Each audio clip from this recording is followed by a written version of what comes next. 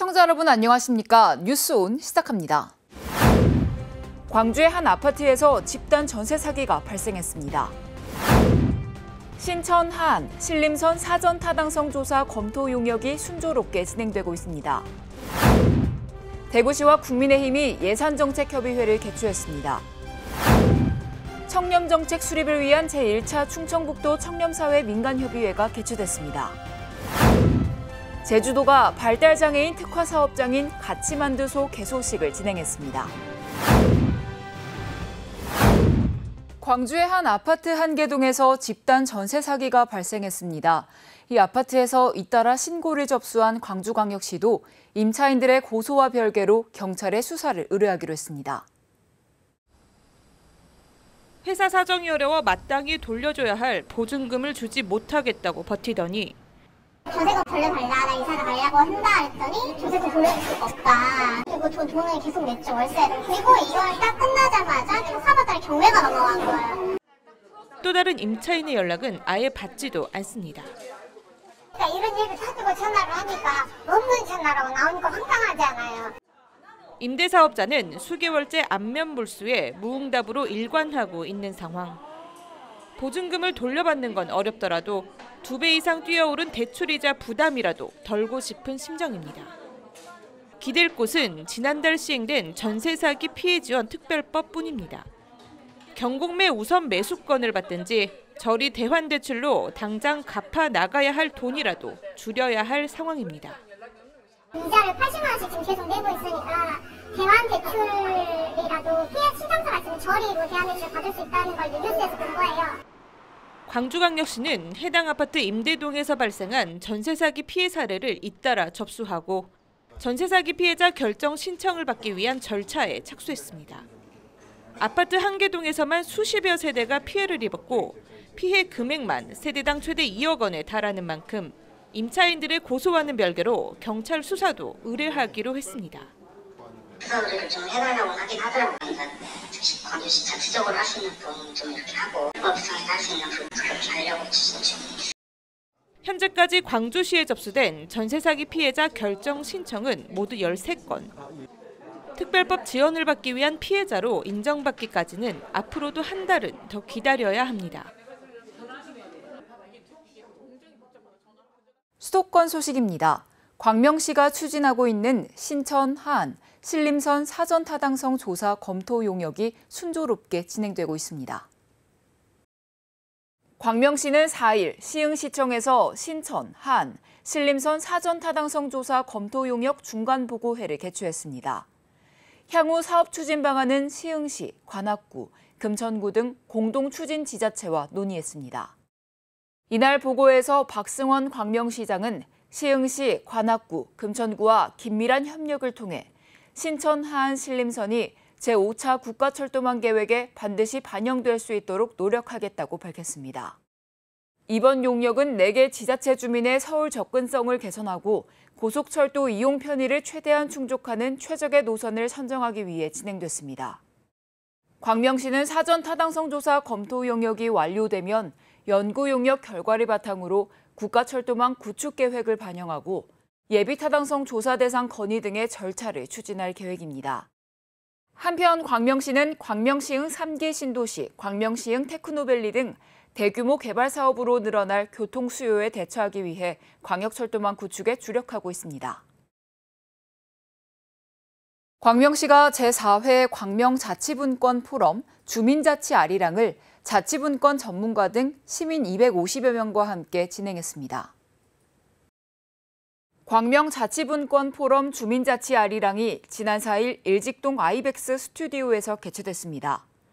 이번 포럼에서 광명, 아산, 파주의 자치분권 우수 사례를 공유했으며 고향사랑기부제 활성화 방안에 대한 토론도 진행했습니다. 이날 행사에 참석한 박승원 광명시장은 주민과 함께하는 정책으로 주민 주권 실현을 위해 노력하겠다고 밝혔습니다.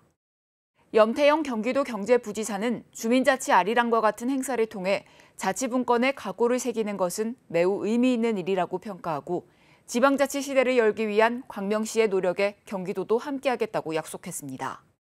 이어진 토론에서는 박승원 시장이 좌장을 맡았으며 신두섭 지방행정연구원 지방재정경제실장 등이 참여해 고향사랑기부제의 제도적 한계와 문제점, 앞으로 나아갈 방향에 대해 논의했습니다.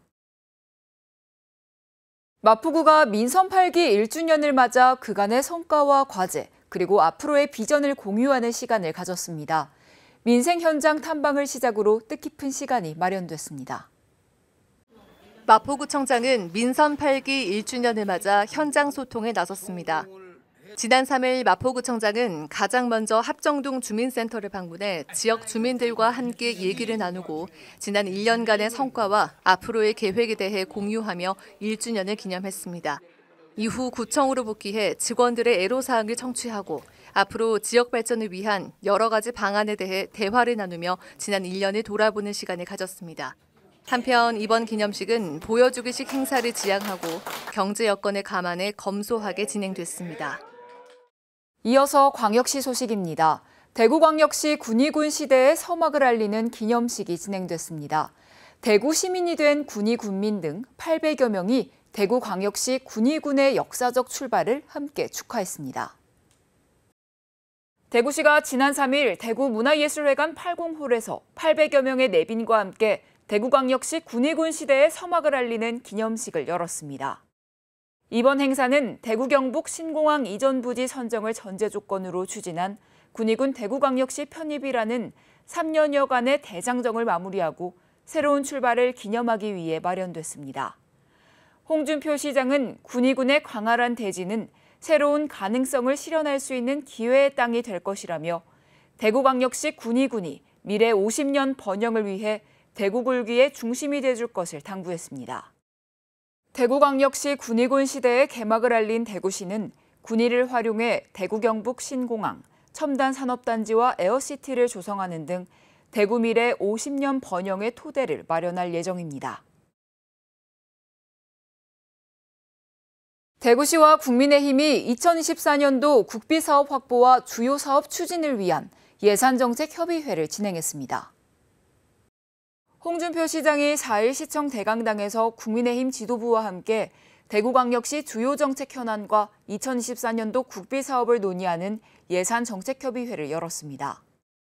이날 협의회에서 홍 시장은 대구 경북 신공항에 성패가 달린 특수목적법인 설립을 올해 안에 마무리 짓고 대구 광주 달빛 고속철도 건설 특별법안이 연내 통과되도록 당 차원의 협조와 지원을 요청했습니다. 이 밖에도 중소기업은행 대구 이전, 대구 농수산물 도매시장 시설 현대화 사업의 공모 선정, 도심에 위치한 국군부대 이전을 위한 국방부와의 조속한 양해각서 체결 지원을 요청했습니다. 또 내년도 국비사업으로는 국립구국운동 기념관 건립 사업, 도시철도 4호선 건설 사업, 상하로 입체화 사업, 조야 동명간 광역도로 건설 사업 등을 건의했습니다. 계속해서 강원도 소식입니다. 횡성군이 안흥면 다목적 센터에서 안흥면 건강플러스 마을사업 발대식을 개최하고 안흥면 건강위원회의 공식 출범을 알렸습니다.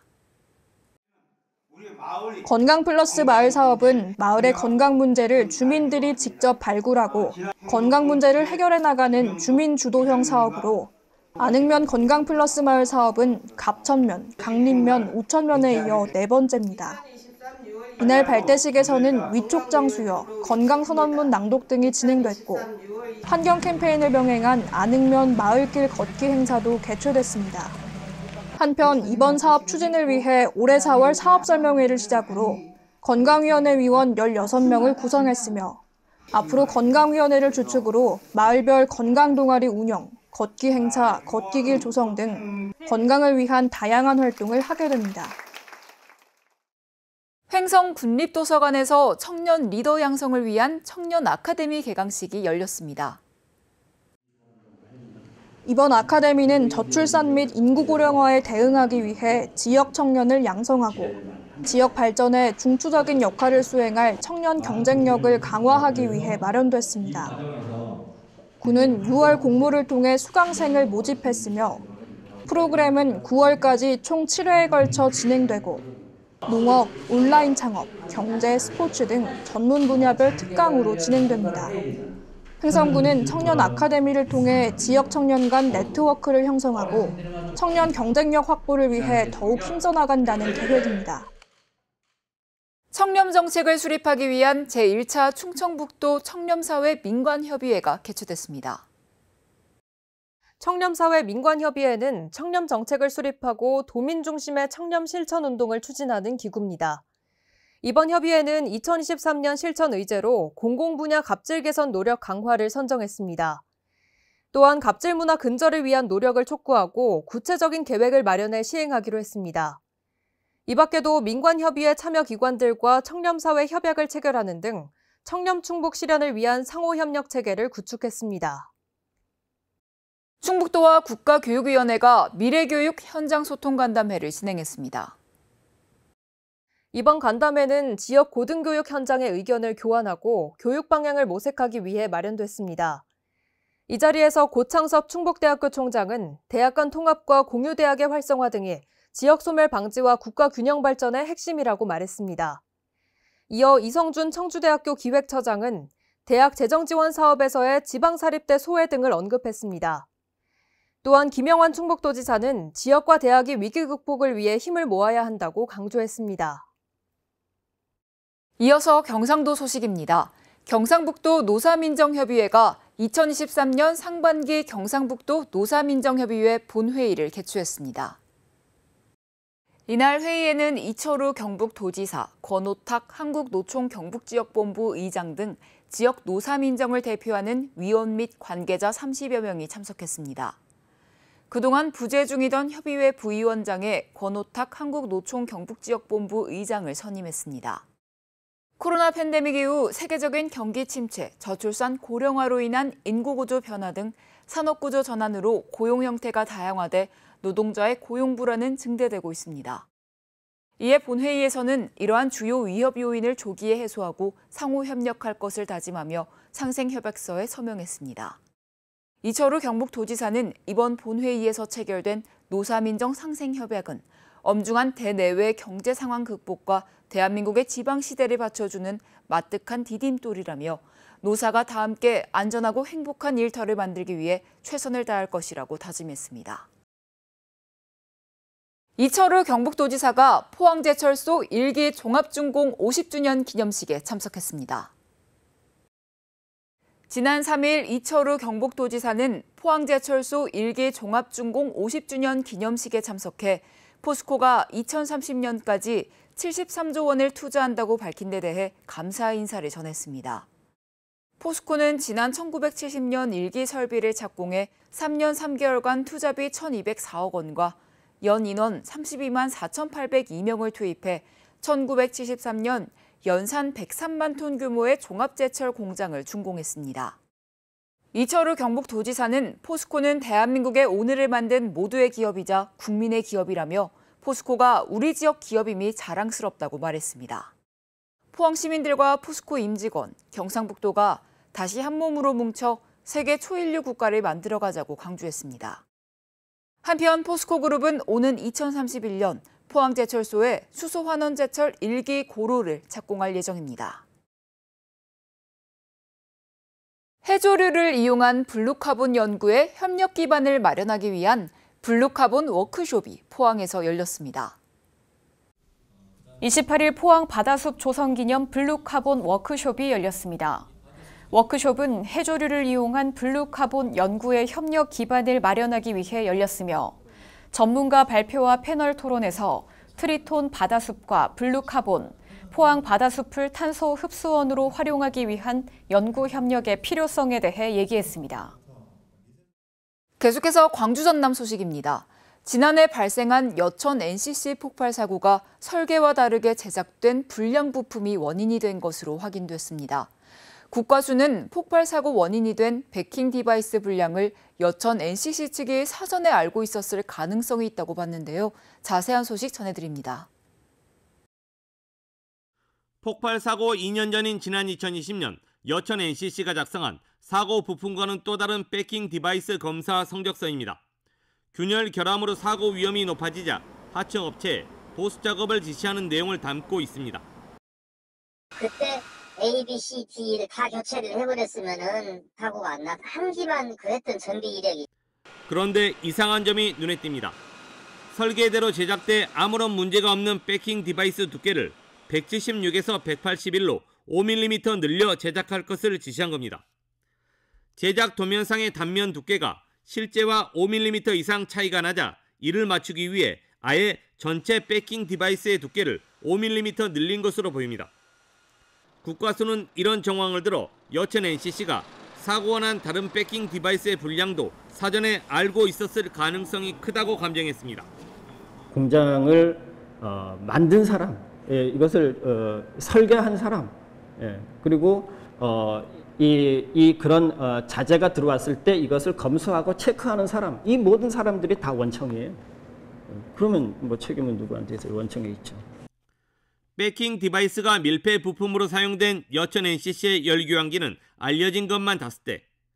폭발 사고의 원인이 된 주요 설비 부품이 불량으로 밝혀지고 이를 알고도 방치했다는 의혹이 국과수 감정서에 드러나면서 여천 NCC의 사고 책임은 피하기 어려울 것으로 보입니다. 광주와 전남에 큰 비가 내리면서 논밭 수천 헥타르가 물에 잠기는 등 피해가 컸는데요. 복구도 하기 전에 이번 폭염이 이어지면서 농민들의 씨름이 깊습니다. 평소 같으면 분주한 손길로 가득해야 할 비닐하우스가 텅 빈 채 방치돼 있습니다. 곳곳 물웅덩이도 눈에 띕니다. 지난주 광주 전남에 400mm 안팎의 폭우가 쏟아지면서 1,900헥타르에 달하는 농작물이 물에 잠겼습니다. 폭우가 쏟아지면 계속 이런 상황이 반복이 되니까 아예 이제 농사를 포기하고 싶은 생각까지 들 정도로 그렇게 너무 힘들어요. 한 차례 큰 비가 지나갔더니 이번엔 폭염이 찾아왔습니다. 지난 주말부터 광주와 전남 일부 지역에 폭염특보가 이어지는 등 예측할 수 없는 변덕스런 날씨에 농민들은 시름이 깊습니다. 비가 확 와버리고 또 날씨가 또 확 뜨겁고 이러다 보니까 작물들이 이 환경에 적응을 못해요. 작물 생육 상태가 너무 안 좋고. 지난해 폭염과 호우 등으로 인한 농업 분야 피해 복구 비용 등은 무려 386억 원에 달했습니다. 광주 지역 학교가 변신을 꾀하고 있습니다. 공교육을 강화해 실력 광주를 되살리고 사교육 비용도 줄이겠다는 겁니다. 사설 컨설팅 비용을 줄이는 1고교 1대입 디렉터 양성과 다양한 방과 후 수업 강화가 관심을 끌고 있습니다. 수업이 끝난 고3 교실 한켠에서 1대1 상담이 한창입니다. 6월 모의평가 성적까지 나오면서 대입 전략을 수정하는 겁니다. 미래에 대한 확신이 없는 상태니까 불안하기도 하지만 선생님 말씀 들으면 더 안정될 수 있는 것 같아요.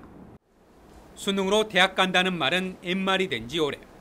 복잡한 대입 전형에 맞춰 학생 개개인에 맞는 전략이 중요하다 보니 사설 컨설팅 한 번에 수십만 원씩 하는 경우도 있습니다. 이런 부담과 불안감을 덜어주기 위해 광주시 교육청은 교사가 직접 입시 전문가가 되어 학생에게 맞는 전형을 찾아주는 대입 전문 디렉터를 고교마다 양성하기 시작했습니다.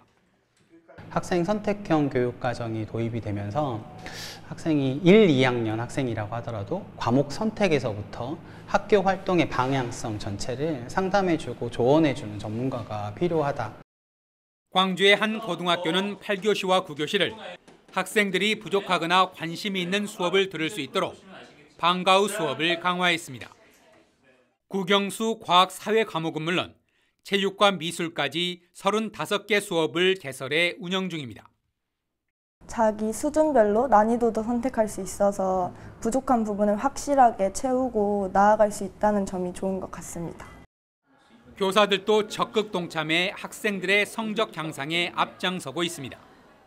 교과 보충 시간을 이용해서 학생들의 질문도 자유롭게 하고 더 못해봤던 내용도 다룰 수가 있어서 저도 보람도 느끼고 1년 사이 광주 지역 고등학교의 방과 후 수업은 3,700여 개에서 4,500여 개로 22% 늘었고 참여 학생도 19,000여 명에서 27,000여 명으로 44%나 증가했습니다. 광주 지역 학교들이 공교육을 강화하는 한편 사교육 비용을 줄이는 실력 광주로의 변신을 꾀하고 있습니다. 여수시 공동 육아 나눔터 2호점이 문을 열고 7월부터 본격 운영에 들어갔습니다.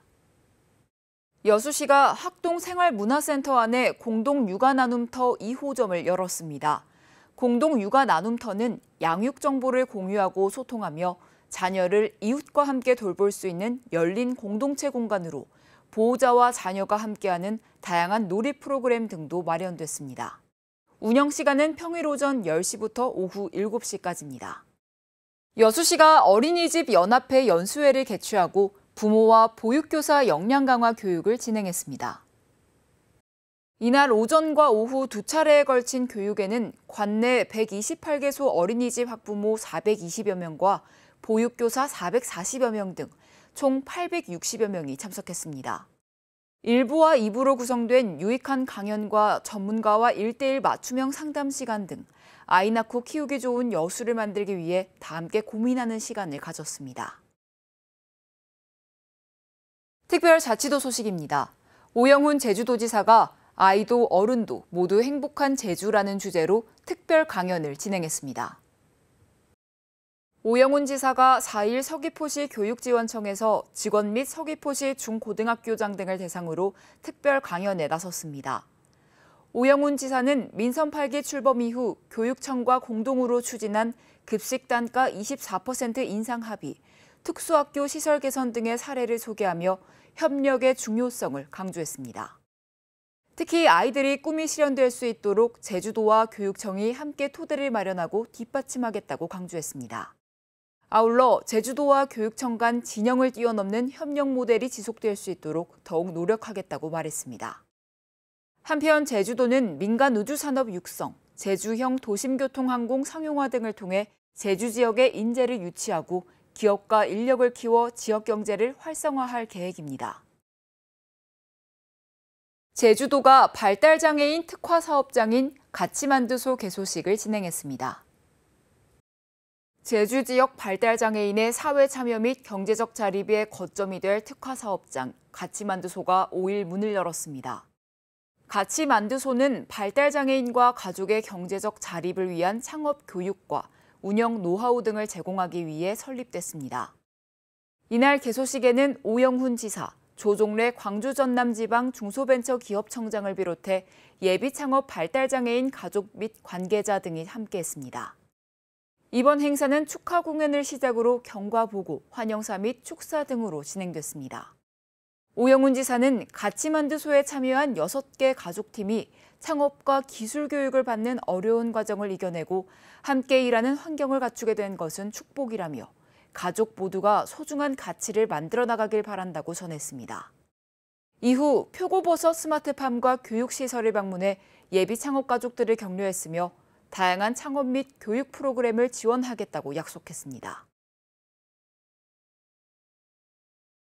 오영훈 제주도지사가 주한 덴마크 대사와 신재생 에너지 확대, 그린 수소 글로벌 허브 아일랜드 조성 등 에너지 대전환에 대한 의견을 공유했습니다. 오영훈 제주특별자치도지사가 지난 5일 제주도청에서 스베놀링 주한 덴마크 대사와 면담을 가졌습니다. 오영훈 지사는 제주와 덴마크 간 신재생 에너지 분야에 대한 협력을 제안하며 10월에 열리는 제주 수소 포럼에 초청했습니다. 이에 올링 대사는 에너지 전환 정책을 주도하는 한국의 퍼스트 무버인 제주에 각별한 관심을 기울이고 있다며 향후 보다 폭넓은 범위에서 상호 교류 협력하길 희망한다고 밝혔습니다. 이어 그린 수소 글로벌 허브 구축 정책을 추진하는 제주도와 덴마크 간 파트너십을 통해 수소 경제 분야에서 동반 성장을 이뤄나가자고 답했습니다. 요즘 빈혈로 어지러움을 호소하는 사람이 늘고 있습니다. 빈혈은 저산소증으로 헤모글로빈 수치가 정상보다 낮은 상태를 말합니다. 대부분의 빈혈은 철분제 복용만으로도 완화될 수 있습니다. 철분제는 식전에 복용하는 것이 좋으며 우유나 커피, 녹차 등은 철분 흡수를 방해하므로 섭취를 자제하는 것이 좋습니다. 아울러 빈혈이 있을 때는 낮은 강도의 운동부터 시작하는 게 좋다는 점 참고하시기 바랍니다. 뉴스 마칩니다. 시청해주신 여러분 고맙습니다.